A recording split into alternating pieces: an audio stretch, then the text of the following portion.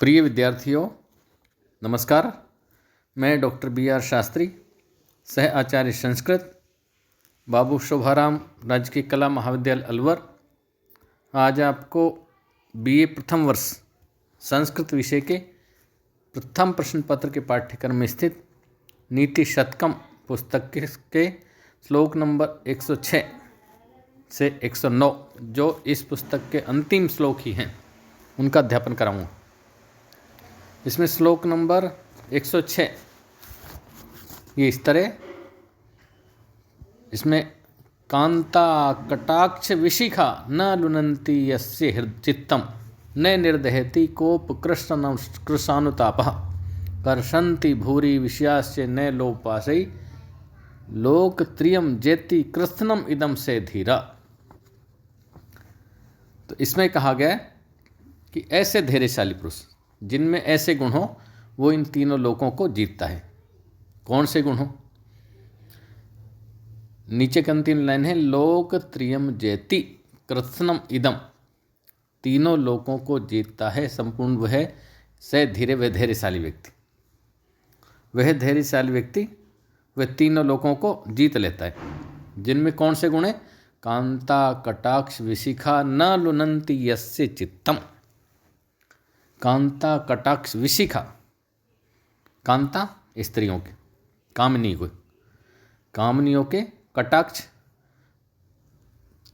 नेत्र रूपी बाणों से, कटाक्ष नेत्रों से जो कटाक्ष निकलते हैं, तो कामनी के कटाक्ष रूपी बाण से न लुनन्ति यस्य चित्तम, जिसका हृदय कभी टूटा न हो, दुखी नहीं हुआ, पीड़ित नहीं हुआ हो। न लुनन्ति यस्य हृदयम, जो बिंधा नहीं हो, जिसके हृदय में कभी सूल की तरह चुभा नहीं हो कांताओं के कटाक्ष, ऐसे स्त्रियों के तीखी नजरों से जो घायल नहीं हुए हों। और चित्तम न निर्दहति कोप कृष्ण अनुतापः, जिसका चित्त कभी भी तीव्र क्रोध के अनुताप में कभी जला नहीं हो। न निर्दहति, कभी नहीं जला हो, जिसका चित्त अर्थात किसी को जिसको कभी गुस्सा नहीं आता हो। कर्षन्ति भूरि विषयाश्च ने लोपासै, और जिसको लोभ के बंधन, भूरि विषय भोग, बहुत ढेर सारे विषय भोगों के लोभ के बंधन ने कर्षन्ति, अपनी ओर आकर्षित नहीं कर पाए हों। जिसको बहुत अधिक विषय भोगों के लोभ के बंधन अपनी ओर आकर्षित नहीं कर पाए हों, तो ऐसे जो धैर्यशाली पुरुष है वो लोक त्रियम जयति, तीनों लोकों को जीतता है। कृष्ण संपूर्ण को इदम, मन ऐसा वह धैर्यशाली व्यक्ति तीनों लोकों को जीत लेता है। जो जिसका हृदय कभी कांताओं के कटाक्षों से घायल नहीं हुआ हो, और जिसका चित्त कभी गुस्से की आग में नहीं जला हो, और जिसको विषय भोगों अपनी ओर नहीं खींच पाए हों, ऐसा व्यक्ति तीनों लोकों पर विजय पाता है। इसमें कहा गया। अगला है, इसमें कहा गया है कि कभी कोई व्यक्ति ये नहीं सोचे कि मैं अकेला क्या कर सकता हूँ।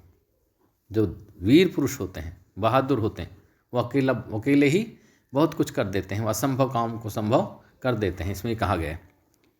श्लोक इस तरह, एकेनापि ही सूरेण पादाक्रांतं महितलम क्रियते भास्करेण इव स्फारित तेजसा। इसमें कहा गया है कि देखो, एकेनापि ही सूरेण, एक ही सूरवीर के द्वारा, पादाक्रांतम, पैरों से पीड़ित की जाती, पैरों से प्रभावित की जाती, कुचली जाती है, पादाक्रांत की जाती है। महितलम, संपूर्ण पृथ्वी, एक वीर पुरुष भी संपूर्ण पृथ्वी पर शासन कर लेता है, अपने संपूर्ण भूमंडल को अपने पैरों से आक्रांत कर देता है, व्याप्त कर देता है, संपूर्ण पृथ्वी पर शासन कर लेता है। जैसे क्रियते, जैसे करता है, भास्करेण में भास्कर के समान, स्फारित तेज, अपनी तीव्र किरणों से, कि जैसे सूर्य अपनी तीव्र किरणों से अकेला सूर्य ही अपनी तीव्र किरणों से संपूर्ण संसार को प्रकाशित करता है, ऊष्मा देता है, तेज देता है, प्रकाश देता है, उसी तरह एक अकेला वीर पुरुष ही संपूर्ण पृथ्वी को अपने पैरों से आक्रांत कर देता है, संपूर्ण पृथ्वी पर अपना शासन स्थापित कर देता है। ये इसमें कहा है। इसका अर्थ यही है कि अकेला वीर पुरुष तो अकेला भी संपूर्ण प्रकाश संसार में अपना तेज दे सकता है, प्रकाशित कर सकता है, प्रभावित संसार को कर सकता है। कभी ये नहीं सोचना चाहिए कि अकेला व्यक्ति क्या करेगा।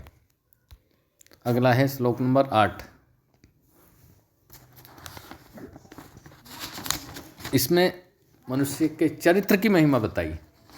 जिसका चरित्र अच्छा है, उत्तम है, जो चरित्रवान है, उसके लिए क्या क्या फायदे हैं, क्या क्या लाभ मिलते हैं, ये इसमें कहा गया है।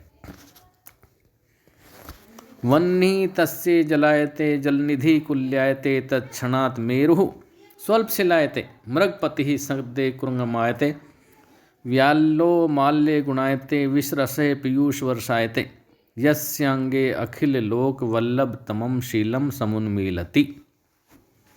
तो इसमें कहा गया है कि जिस व्यक्ति, अंतिम पहले लाइन देखनी पड़ेगी, यस्यांगे अखिल लोक वल्लभ तमम शीलम समुन्मीलति। यस्यांगे जिसके शरीर में, अखिल लोक वल्लभ तमम संपूर्ण संसार को सुख देने वाला, संपूर्ण संसार को सुखकारी, जो अत्यंत प्रिय है, संसार या संपूर्ण संसार के लिए प्रिय,